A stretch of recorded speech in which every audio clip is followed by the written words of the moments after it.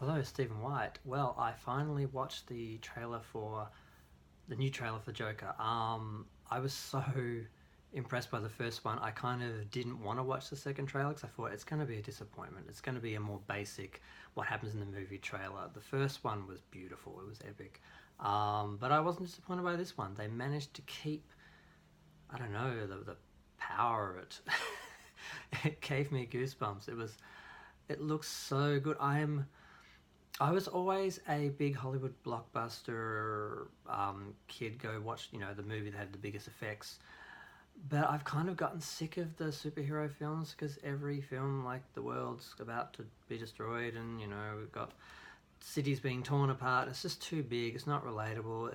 It's too world ending and world changing. Every the stakes they feel they have to go to make a film now. But to see a film like this, which doesn't have any world-ending catastrophes, or it's just about a guy losing his mind and trying to be somebody and finding the wrong way to do it by becoming evil, becoming this icon, or this, I don't, what would you call him? Like he says in the preview, I didn't know if I existed, and he doesn't feel he existed until he becomes a public person, until he becomes notorious, until he manages to get people to follow him, and he gets that power, that sense of power from that he feels like he's somebody, and that's kind of sad. I mean, this is a sad movie because you're seeing the decline of someone being, the ascension of the same person. So it's going to be interesting, and I'm sure it's going to say a lot about our society, about mental health. I mean, we see in the trailer he's obviously seeing someone regularly. They're not listening to him. They're just asking the same questions because they're supposed to, and not listening to the answers. Like he says, you ask me, do I have any negative thoughts? All I have is negative thoughts. You don't listen to me. And she says it's our last time. So whether she's paid absolutely no attention and is just declaring he's okay because she's not listening and not seeing the signs, or if just funding is cut, and that's a big problem in America, a big problem in Australia as well. I think most of the homeless people are people who have mental illness, and in the past they would have been taken care of and been in institutions, and now they're just shoved out. I believe something changed drastically in the 80s here in this country, but America doesn't deal with people with mental illness as well, so I'm sure I hope that gets more than just one little note, but either way, it's kind of the result of everything. It's kind of to blame for everything in the film anyway, so I guess it's not going to be forgotten. But yeah, De Niro's part looks a lot bigger. He seems to be quite essential to the Joker's downfall. I mean, his rise, because he becomes famous through him, and he uses that fame, exploits that fame, and subverts.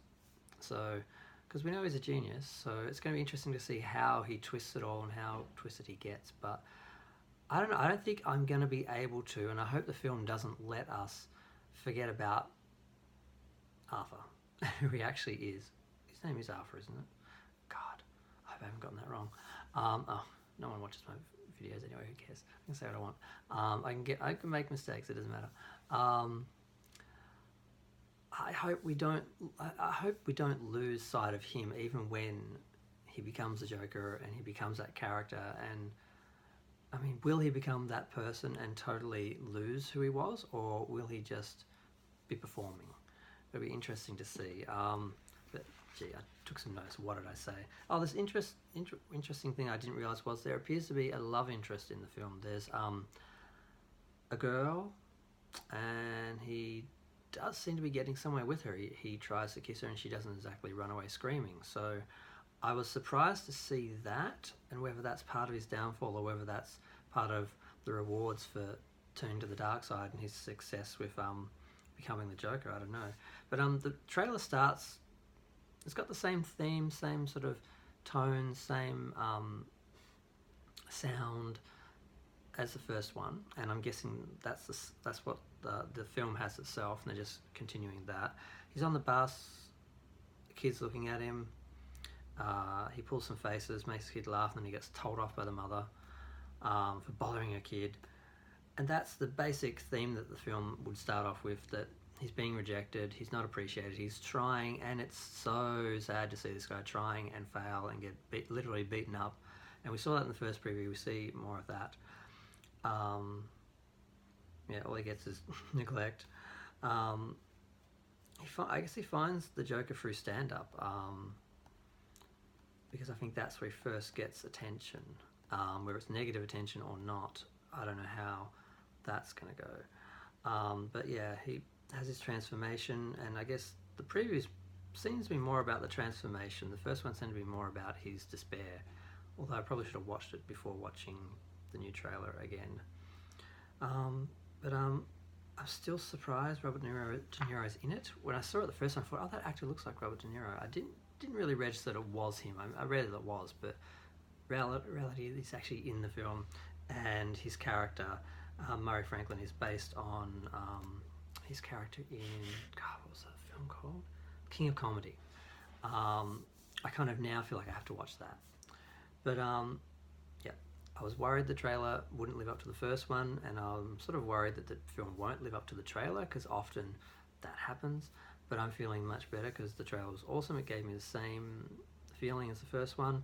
I'm just as excited, and I'm just as sad for the character, excited to see the film portray a twisted human story, a twisted human drama, not just big explosions and superheroes in tights, which, I mean, I like superheroes in tights, don't get me wrong. I like big effects, explosions, but a lot of the films have gotten too big. One of the things I think I liked about Shazam was it wasn't huge either. It was still big, but it wasn't as huge. Like, I think they need to keep superheroes at a certain level where it's still relatable, and it also makes them a bit more profitable because they're spending less money on ending the world or nearly ending the world. So they don't have to make quite as much money. They don't have to appeal to everyone. I think they should take a more subdued approach in general with going forward with Marvel, because they're not going to out Endgame ever. And I found the older superhero films more relatable. I cared about the characters. I think that's a whole lot more important than just the spectacle. So that's my 2 cents. And I'm just going to leave it there because I don't think I sound as excited as I am. I probably should have had the camera sitting there as soon as the preview finished, so I could, show I'm really excited about this. It's only a month away.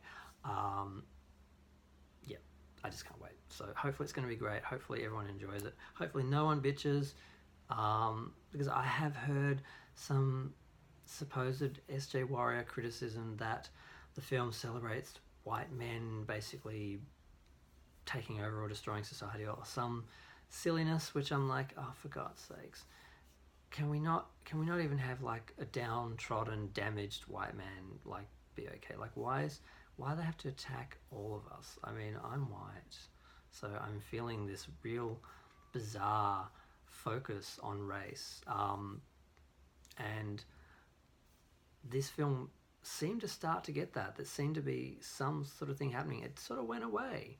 So I'm kind of hoping it stays away, because I don't want gender politics and race politics to be brought into this film. I want it to be purely about mental health, good and bad, good and evil, light side, dark side, what people's choices, how society and the media exploits us, or we can exploit it. I want the film to be about that, not about white man bad, blah, blah, blah. So hopefully,